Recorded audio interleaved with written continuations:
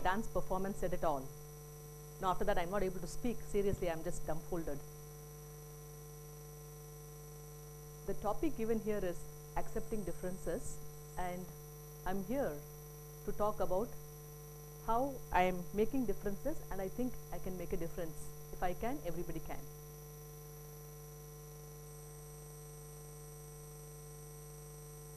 I would like to present here 3 parts of my journey. One is the venture on electric mobility and my story, and some ideas that I want to just leave behind for you to ponder. Human needs, basic needs, food, shelter and clothing then. Now it is mobile phone. A person in rural India will not have a toilet, but they'll have a mobile phone. Yeah. People now want to commute because a mobility device, a mobile device such as a cell phone, has become an economic upliftment tool. If you notice, the milk wallas, the flower delivery people, the caterers, now with the mobile phone many things can be done.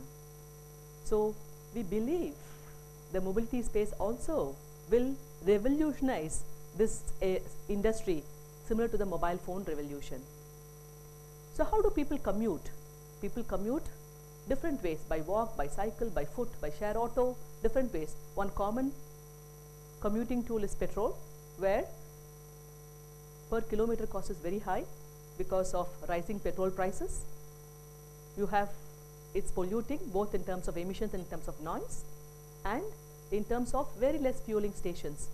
Whole of India we have less than 40,000 fueling stations. Now on the contrary, an electric bike, which is what we do manufacture,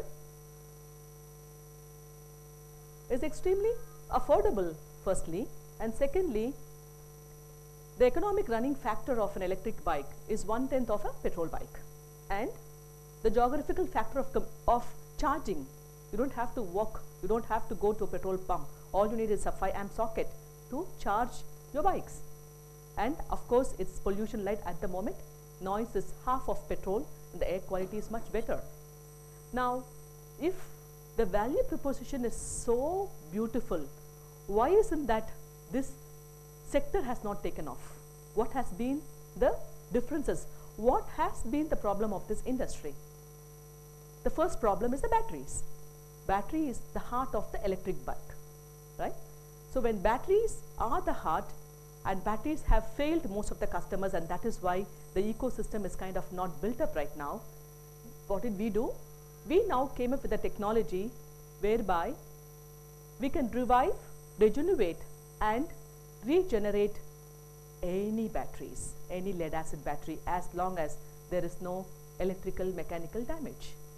What does this do? It will help in reuse of the batteries, and it will help in recycling. Basically, wastage is lot more lesser.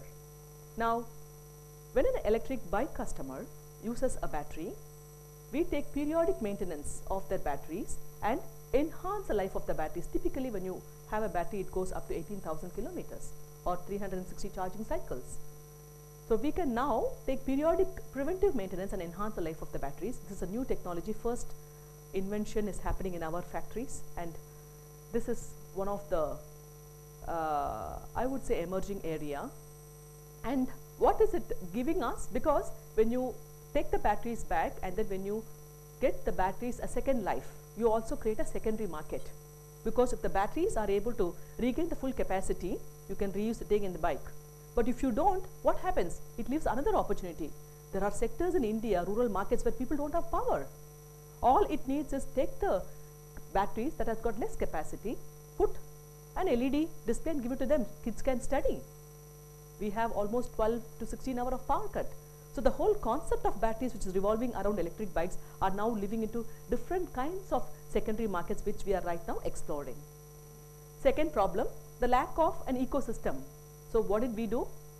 We started to indigenize. Now we are the company here in India that make the 4 key components of electric bike, which is battery, charger, motor and controller. So we have made the chargers, and we are now already designed our own motor and controller, and which will now be integrated into our production line. Now why are we doing all this? Because we feel that this industry is not a sunset industry but a sunrise industry. And what is the other problem facing this industry? It's an unproven industry. Investors do not want to fund this venture. When they don't want to fund this venture, what happens? You try to become very innovative. You innovate in the business model, you innovate through frugal engineering, and whatever best you want to make and pass it on to your customers, you do it. And our customers are primarily in rural markets. People come and ask me, Hema, you are convent educated, you've traveled all over the world. What the hell are you doing in rural market? I said, that's where our customers are. That's where our factories are close to our customers. Yeah. So we innovated in business model and we do a lot of things through frugal engineering. Now, these differences are already there, we just accept it and move on. Now for me, as my personal story, why is that I ventured into an industry that's predominantly dominated by the men? I frankly believe that there's no difference between men and women. I don't celebrate International Women's Day and all that, because I think God made us separate for a certain purpose and it is best appreciated as it is. But I think I want an odd man out. Wherever I go, people are overwhelmed. I think that gives some amount of attention, but you have a lot more responsibility then. Juggling business and family. I was just eating and somebody telling me, ma'am, how do you manage your family and business? You have to do multiple things. Of course, yes. I have 2 kids. Both are girls, loving, affectionate girls. My husband travels 20 days. I travel 25 days in a month. And I have 120 people in my factory to take care of. These are the people who are coming and working in our villages. Most of them are women. In our factory, we have 26% who are women. And this differences will obviously let us know what are the differences that we've made. Now, one of the key differences that we have made is that in the area of mobility for people that are less fortunate than us. Okay, these are the people whose legs are completely impaired and they have a locomotive disorder. So we actually challenged the State Commission for the Disabled and told them that why do you have to retrofit a petrol scooter? Because the entire proposition is very expensive and to get it registered on top of it makes it even more difficult for them because they can't move like us. So we designed a battery operated 3-wheeler and made it completely friendly for the people of the sector. What did we innovate in this vehicle? We put reverse for them, we put a handbrake, we put a parking brake, we made a small change in the cup that holds the crutches. So a lot of innovations. All these are small innovations but very pertinent innovations for the sector of people. And right now in the whole of Tamil Nadu, roughly 1,400 people have benefited. Now, we have also empowered rural women working in textiles. What do they do? In the factories in rural, in textile mills, women have to roughly walk 16 kilometers on an 8-hour shift, which means every hour they have to walk 2 kilometers, which can be extremely tiresome for their legs. So we worked with about 7 textile mills and tried to tell that women can be empowered by these kind of tools, which makes it lively for them. So the managers have now come back and told them there is decrease in absenteeism and increase in productivity by these women employees in their factories. Now I would like to just see a small video that we have done for these people.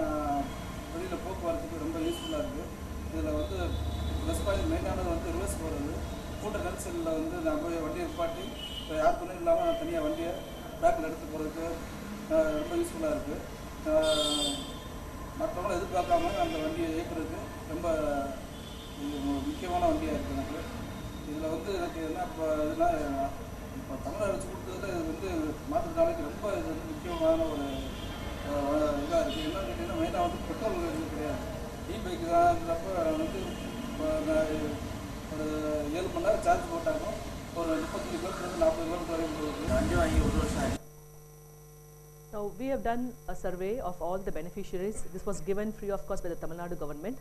And in the end, it was extremely gratifying to see people that have to be carried by parents to go to their colleges are now using their own mobility. There are some students who come and told me, madam, we can't even walk before. Now with the support of 3 wheels at the back, we are able to ride on our own. All we need is a basic training which we provided.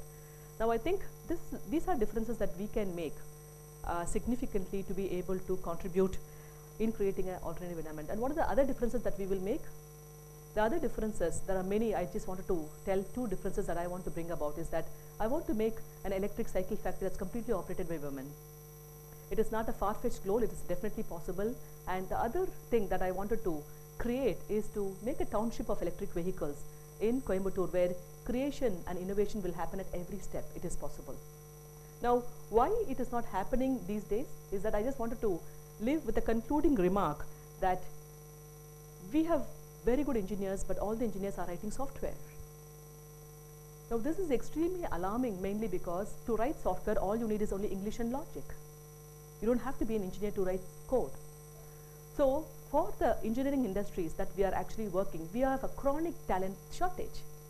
So, I'm just using this forum to appeal to engineers like yourself that choose what is right and don't be compelled following your peers and parents and then follow something that you don't like to do it. Follow your heart and mind and you will be able to succeed. So, the other trend that I wanted to set is we have been predominantly following trends. Like even if you look at the automotive industries, it has been primarily that innovation always happened through a strategic partnership. It was TVS, Suzuki, Hero, Honda, Escorts, Yamaha, Kawasaki, Bajaj, and Kinetic, Honda. So, lots of innovations we learn from others. But I think today we are in an industry where innovation can be created and far more things can be accomplished through product innovations and being creative at every step. So, with that, I would like to just tell that more can be done in this area, in this industry, and if you have any questions, I am willing to answer them. Thank you so much.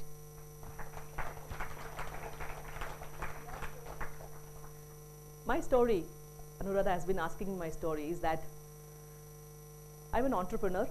2008, 2007, I was in a conference in Japan, and Toyota CTO made a statement, gone is the era of ICE engine. Toyota CTO, who makes prestigious cars, make a statement that gone is an era of an ICE engine. And that statement just kept with me for a very long time, saying that why is that he made such a statement. So I went and traveled to different paths, and then I understood that China was the world leader in this industry. Why Chinese succeeded? For many reasons. China consumes 26 million electric bikes every year, and we, on the contrary, in India consumes far less than 50,000 to 100,000 bikes. Now, when a product which has got a significant environment benefit and benefit for the lesser privilege, so many things can be done, isn't it? So I plunged into this opportunity, knowing very well that it is going to be a manufacturing sector, it is an investor unfriendly sector, and it is going to, it is not going to give me that scale that I wanted. But where there is a will, there is a way. One thing in life is the moment you make a difference that I want to do it and I can do it, what will happen? How you can do it will unfold very automatically. Because you've already made your choice that I'm going to make it, and you've already committed to your decision. So when you commit, nothing can go wrong. So for us, when this opportunity came about, we strongly believe that there is a mandate in India to succeed. Everyone discouraged, saying that India is not a place because there are a lot of if, etc. But all this is now gone for us. We have a factory. We have 3 factories. One is a two-wheeler assembly factory. One is a motor factory. One is purely research and development. About 25% of the workforce are women. Consciously we do that. And we also ensure that more people from underprivileged sector are operated. Now, in our entire theme of the business, we are primarily focusing on the rural markets because this is the sector where there is no transport alternative, right? Here we have a lot of mechanisms. So in a village, when people have to come to the town, they either go by cycle or by bus, or they go somewhere, take a can, buy petrol and come back and refill and use their petrol bike. Solid waste of energy and resources.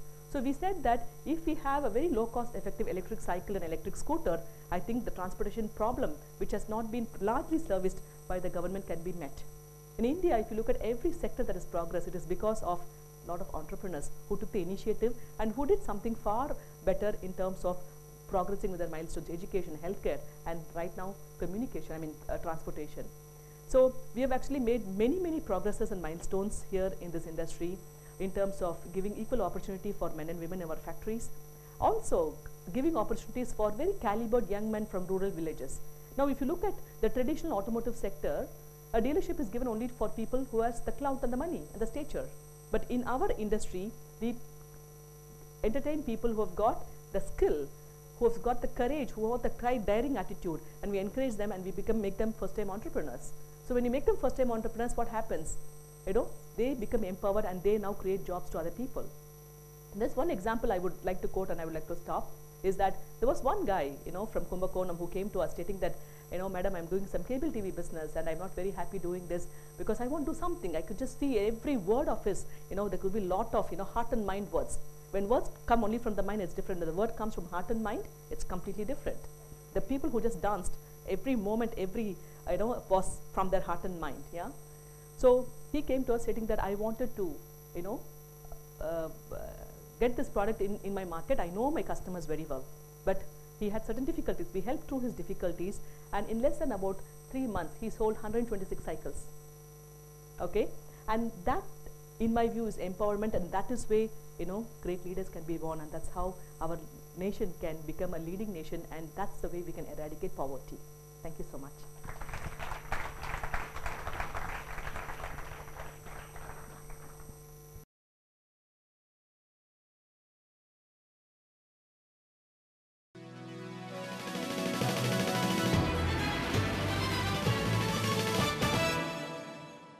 Very good afternoon. Very good afternoon. Great, yes, yeah. Thank you for inviting me, Anuradha. My throat is not so good, I was not so well, but still I thought I should meet this opportunity of sharing my experience in EMRI. When I crossed 50, when I was doing a seminar like this as a chairman of the convention I was speaking, there was a gentleman sitting next to me as a chief guest whose name you would not like to listen because he spent recently 3 years in the jail. He was sitting next to me and said, after listening to my speech and his speech was over, he said, can you be CEO of my new idea of saving lives in emergencies? I say it's all bullshit. People talk like that, but they don't do anything. Particularly corporate leaders only talk, they don't really do much work in saving lives and doing some really philanthropic social work, very few do it, but many talk. I said, I don't want to accept. But he insisted, give me 1 week's time. I went to my native place, spoke to my father who was a school teacher, retired school teacher. After retiring from the school, 20 years he was spending in a lot of social philanthropy, religious work. And he said, if this project is